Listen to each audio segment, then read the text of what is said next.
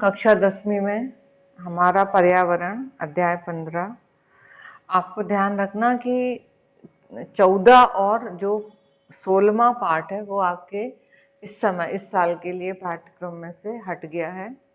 तो आपने 14 पाठ मैंने नहीं पढ़ाया है, ऊर्जा वाला पाठ है वो पूरा निकल गया है।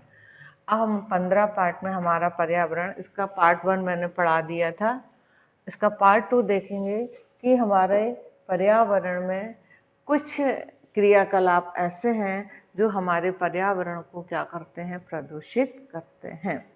तो हम देखते हैं कि उन प्रदूषण क्यों हो रहा है, उसको हमें रोकना है।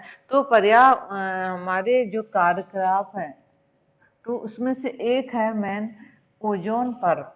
ओजोन परत क्या है, वो उसका अपक्षयित हो रहा है। अपक्षयित मतलब वो खराब हो रही है, तो हमें उसको नष्ट होने से बचाना है, क्योंकि जो ओजोन परत है ये हमारे लिए लाभदायक है। और दूसरा है कचरे का निपटान करना। जो अपशिष्ट पदार्थ हमारे चारों ओर फैलते हैं पर्यावरण में, मानव क्रियाकलापों से, कृषि से, आप घर में कचरा निकालते हैं, तो उनसे हमें कैसे निपटना है। तो यहाँ पर हम दोनों के बारे में पढ़ेंगे। तो हम पहला पढ़ेंगे ओजोन परत तथा या किस अपक्षयित मतलब खराब होना।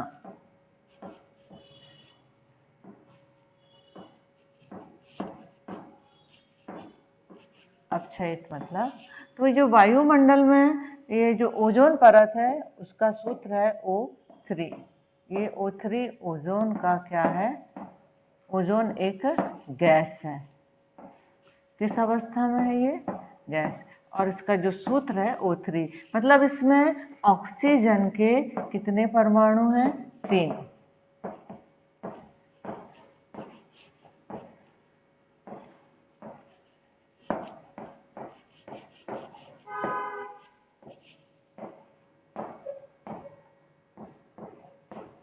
ऑक्सीजन के इसमें 3 परमाणु होते हैं, और ऑक्सीजन का सूत्र तो आपको मालूम है, O2 क्या होता है, ऑक्सीजन। इसमें हमेशा ये द्विपरमाणुक अणु होता है, ये ऑक्सीजन गैस है। तो क्या होता है, ये जो O3 है ये हमारी वायुमंडल के ऊपरी परत में पाई जाती है। तो ये क्या करती है, पूरे वायुमंडल में जो ऊपर की ओर ये फैली हुई रहती है, और जो सूर्य होता है उससे आने वाली परावैंगनी, ये जो ओजोन परत है ये, तो सूर्य से आने वाली परावैंगनी किरणें, परावैंगनी किरणों को क्या करता है, रोकता है। परावैंगनी किरणों को हम बोल सकते हैं UV। ये O3।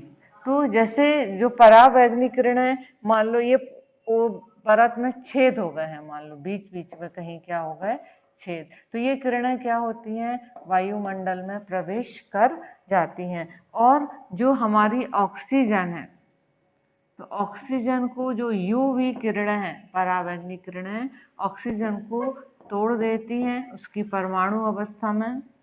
और ये जो परमाणु अवस्था वाला जो O है ये ऑक्सीजन से क्रिया करके क्या बना लेता है, O3। तो ये ओजोन परत वास्तव, जो ओजोन गैस है वो तो विषैली गैस है। ओजोन गैस है वो क्या है, एक विषैली गैस है, लेकिन ये रक्षा करती है।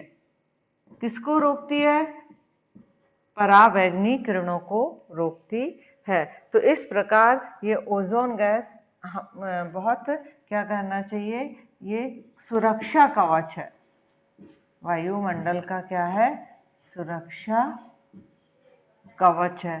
तो इस प्रकार हम देखते हैं कि ये ओजोन परत का अपक्षयित होने से हमें रोकना है।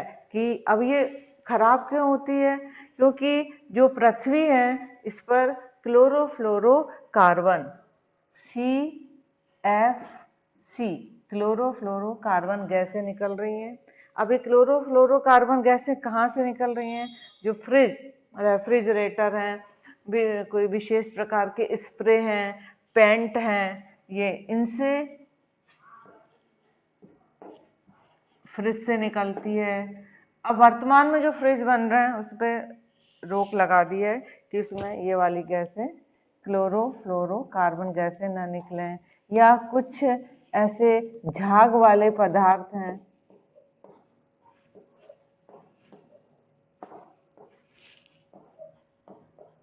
रासायनिक पदार्थ, इनसे भी ये CFC गैसें निकलती हैं। तो ये जाती हैं और ये वायुमंडल की जो ओजोन परत वाली परत है उसको क्या करती हैं, नष्ट, तो वहाँ पर छेद हो जाते हैं। तो ये सूर्य से आने वाली पराबैंगनी किरणें हमारी पृथ्वी तक आती हैं और पृथ्वी में पेड़ पौधों, जीवों, इनके त्वचा, शरीर में बीमारियां फैलाते हैं। तो आप देखेंगे कि किस प्रकार ओजोन परत पर ये रोक लगाई गई थी। 1980 में ओजोन परत में क्या आ गई थी, गिरावट आ गई थी। इसका कारण था क्लोरोफ्लोरोकार्बन CFC। ये सब मानव द्वारा बनाए गए कृत्रिम रासायनिक पदार्थ हैं। रेफ्रिजरेटर और अग्निशमन के लिए भी इसका उपयोग किया जाता था। लेकिन 1987 में एक संयुक्त राष्ट्र पर्यावरण कार्यक्रम, इसका पूछ सकते हैं, इसका पूरा नाम भी पूछ सकते हैं, यूनाइटेड नेशन एनवायरनमेंट प्रोग्राम। इसमें क्योंकि वस्तुनिष्ठ प्रश्न आएंगे, 1987 में बना था, तो उसने CFC पर क्या लगा दी थी, रोक लगा दी थी। और अब जो फ्रिज वगैरह बनते हैं उसमें CFC गैस नहीं निकलती है। तो ये हमारा पहला पॉइंट हो गया, ओजोन परत को हम किस प्रकार बचा सकते हैं। अब हम पढ़ेंगे कचरा प्रबंधन। हमारा पर्यावरण का जो दूसरा घटक है, जो जिससे मानव क्रियाकलाप के द्वारा दूसरी जो समस्या है वो कचरा प्रबंधन है। तो अब दैनिक जीवन में अपशिष्ट पदार्थ बहुत से उत्पन्न होते हैं। अब अपशिष्ट पदार्थ का भी प्रकार है। कुछ अपशिष्ट पदार्थ ऐसे होते हैं कि वो उनका विघटन होकर मिट्टी में मिल जाते हैं। आपने पढ़ा ना, पाचन, विभिन्न एंजाइम, इनके द्वारा भोजन का पाचन होता है। कुछ एंजाइम्स से सभी भोजन का पदार्थों का पाचन नहीं करते हैं। एंजाइम्स भी विशिष्ट प्रकार के होते हैं। हर पाचन, हमारे हर पदार्थ को पचाने के लिए अलग अलग एंजाइम्स की आवश्यकता होती है। तो बहुत से पदार्थ ऐसे होते हैं जैसे प्लास्टिक का अपघटन जीवाणु और दूसरे मृतोपजीवी द्वारा नहीं हो सकता है। कुछ पदार्थ ऐसे होते हैं जिनका आसानी से विघटन हो जाता है और कुछ पदार्थ ऐसे होते हैं जो लंबे समय तक पर्यावरण में बने हुए रहते हैं। तो इस प्रकार हम पदार्थों को दो भागों में बांट सकते हैं, जैव निम्नीकरण और अजैव निम्नीकरण। बहुत सरल है। जैव निम्नीकरण मतलब जो आसानी से सूक्ष्म जीवों द्वारा अपघटित हो जाएं और अपघटन के बाद वो मिट्टी में मिल जाते हैं और कोई भी हानिकारक पदार्थ नहीं बनता है, उससे क्या बोलते हैं, जैव निम्नीकरण। तो आप जैसे सब्जी के छिलके हैं और जंतुओं के मृत अवशेष हैं, भूसा है, ये सब कृषि और जंतु, आप जंगल में देखते हैं कितने जानवर मर जाते हैं और मरकर मिट्टी में मिल जाते हैं और धीरे धीरे कई वर्षों तक बिल्कुल उनका विघटन हो जाता है। पता ही नहीं चलेगा आपको कि यहाँ पर किसी जीव की मृत्यु हुई थी। और तो ये हानि नहीं पहुंचाते हैं। तो ऐसे पदार्थ क्या कहलाते हैं, जैव निम्नीकरण। घरेलू अवशिष्ट आप समझ गए, जैसे कि सब्जियों के छिलके हैं, तो ये आसानी से अपघटित हो जाते हैं, इनसे हमें कोई भी वातावरण में कोई भी नुकसान नहीं होता। कुछ होते हैं जो सूक्ष्म जीवों द्वारा आसानी से विघटित नहीं होते हैं, उन्हें हम कहते हैं अजैव निम्नीकरण। उन्हें क्या बोलेंगे, ये जैव नहीं है, अजैव निम्नीकरण कहलाते हैं।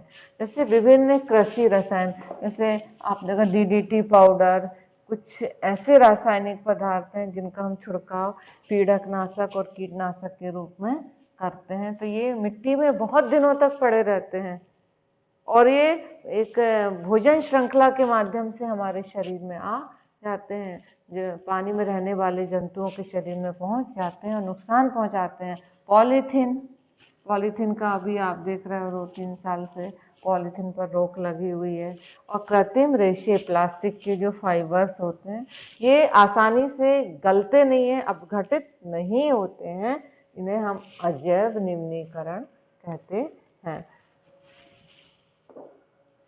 तो ये महत्वपूर्ण प्रश्न हो गया, जैव और अजैव निम्नीकरण से आप क्या समझते हो, उदाहरण भी बताइए, और ओजोन परत का हमारे दैनिक जीवन में क्या महत्व है। अब आपका 10th में कुछ पोर्शन ये MP बोर्ड से हट गए हैं, जो कि पढ़ा दिए गए थे शुरू में। तो आप जब आप रिवीजन अब शुरू करेंगे तो उस रिवीजन में हम आपको हर अध्याय का बताएंगे कि कौन से पार्ट में से क्या चीज़ हट गई है और क्या चीज़ सिलेबस में है। तो आप ध्यान से देखेंगे, जो आपने ज़्यादा पढ़ लिया है उसको आप छोड़ देंगे, और जो आना है उसको हर पार्ट का मैं लिखती जाऊंगी रिवीजन करते समय। आप ध्यान से आप रिवीजन करें। धन्यवाद।